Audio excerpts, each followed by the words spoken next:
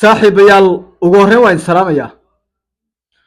waxa aan doonayaa bal inaan ka hadlo shirka ka furmay maanta laascaanood kaloo ka hadli doonaa aragtida odhanaysa somaliland bay wax yeelaysaa in laascaanood maaragtay gruubkani ku shiraan.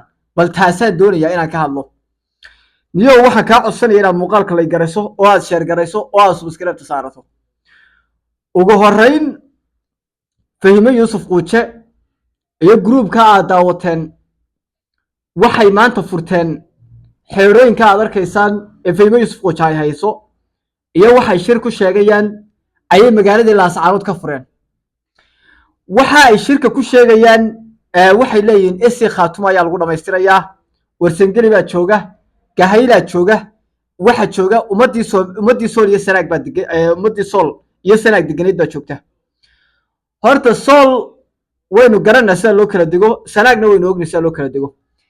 sanaag haddii aynu tagno waxa isim guud ka ah nin dabcan suldaana oo warsangeli oo aa wada taqaanaan oo suldaankii hadlayay ah.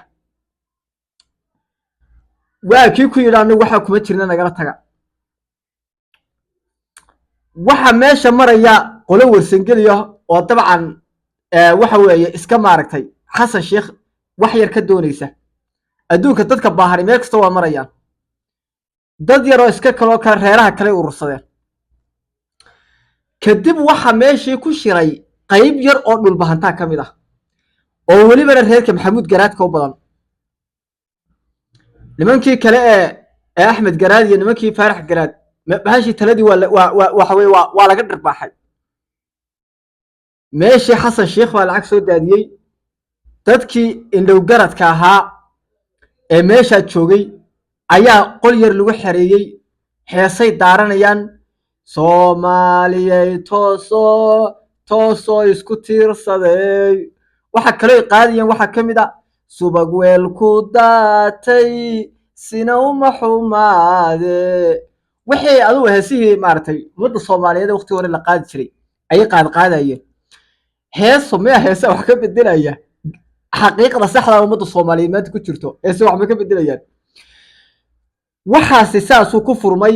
waa kaa meeshay ku diyaarsanayeen, waa kaa markay joogjoogaan, waa kuwa markay xeedhooyinkii wax furfuranayaan. waa horta dadka sawiradoodu waa kuwa. waxa la yaable nin garaadaa meeshaa ka hadlo markaasa waxa uu ku leeyahay annaga warsangeli waa nala joogaa. waa garaadka ugaadhyahanka. annaga warsangeli waa nala joogaa, 4 qofaa naga maqan, 4 qofna uma baahnin. lacagtii xasan sheekh baa hadlaysa. lacagtii xasan sheekh waa si fiican bay u dhawaaqaysaa, si fiican bay u hadlaysaa. meeshii waxay shirka ku sheegayeen waa furmay. meeshaana maaragtay way joogeen. waayahay haddaba waxaan ka hadlayaa aragtida odhanaysa somaliland bay wax ka bedelaysaa. daaroodku waxay yidhaahdaan horta nimankaasi mahmaaxumadan iyo saan u daawanaya inaan sidooda noqdaaba ka baqanaya. nimanka aad baa u daawadaa moogtahay oo xogaa iyo waxaa yare ay sheegaan baa moogtahay ayaa de media la iska joogaa. waxay markaa mahmaahbay waxay yidhahdaan wax soo kacsaday wilahay maraba buuro. laascaanood maxay ka bedelaysaa waxa la yidhaha dowladda somaliland. gobolka sool yaa degan.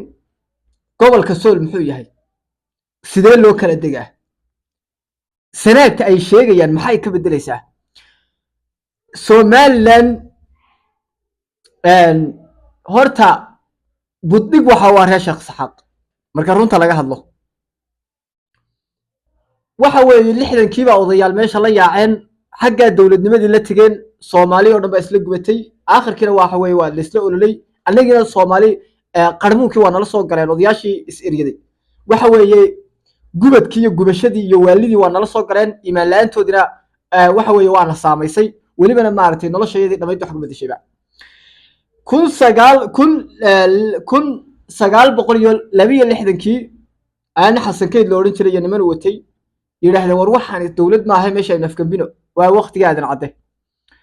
haddana niman kale oo bas adigu niman kale oo aan jawigoodu saxnayn oo iyaguna dadka isaa qaliita ah ayaa basaasay. meeshii way khaldeen.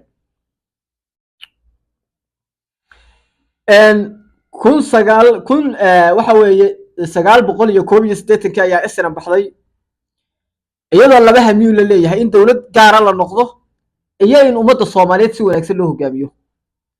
tiina 1991 markii dowladii faqashtaydna meesha dowladii xumeed faqashtayd markii meesha ka dhacday ummadii Soomaaliyeed maaragtay way sii qarbu maaragtay meel xun oo qarmu bay sii gashay wax Somaliland la yiraahdo la dhisay ninkii ku dhawaaqay nin aadan baradho la yiraahdo wada jirkii aragne bal gooni sutaagana aynu aragna buu yiri in dowladnimada la soo noqono maxay ka bedeli kartaa wiil yaro waxa weeye dhul bahantaayo laascaanood ku nool ama xudun qayb ku nool ama taleex ku nool muxuu ka bedeli karaa taas is weydiin mudan waarun waynu isku baahana wax weyn wada dhisay karo Somaliland iyo sidan Somaliland loo dhisay qayb ka yahay laakiin nidaamka oranaya Somaliland ma wax ka bedelaya intaan anigoo dhul bahanta ah oo waxa weeye halka laascaanood soo fadhiisto ayaa wax ka bedelaya waxba kama bedeli karaan waa umar kama bedeli karaan biyaha hadaad caana ku daadiso hadaad baraagno biyo ah aad sida caana ugu dul daadiso isma bedelayaan siyaro faarax garaad leeyahay iyo qolayro maxamuud garaad leeyahay oo degta waxa weeye gobolka leeyahay sool qaybi waxba adeer ka bedeli maayaan waxa Somaliland la yiraahdo doonisteeda iyo diidisteeda toona xoogna wax kuma soo gali karaan oo waxa weeye hadii cid kasta soo hubayso waxa weeye waa dadka Ilaahay halka dhigay oo cid ay ka xoog weyn ma jirto hadii waxa weeye ay halka ku shiraan iska daa maanta kala jabay yiri faarax garaadiyo maxamuud garaadiyo axmed garaad kala fadhiyaan oo gala jaamci u weynaaye meelaha ku maartay waxan dhul bahanta la yiraahdo kamirka maartay runta marka la sheegay ninkaas waa nin go'aan leh oo meel gaar ah ka fadhiyo iska daa oo waxa weeye dad liita oo waxa weeye suurar iska gashan oo waxay wadaan iyo waxay ku shirayaan iyo maartay adduunku dadku waxay isdheeriyeen waxa la yiraahdo aragtida qofna waa qof arka waxa ay indhihiisu arkaan qofna waa wax arka waxa bari imanaya meesha nimankaasi waxay sameeyeen bari waxa imanaya ma jeerteeno islaayaan iyo warsangeliya colaad weyn kala dhaxayso oo ay doonayaan inay aftuubtaan oo ay reer laandheera oo sandarada oo halka degan ay doonayaan inay afar midgaan oo maaragtay intay lacag siiyaan ay yiraahdaan warsangeli bad matelaysaa oo waliba qayb yar oo dhul bahanta kamid ay wataan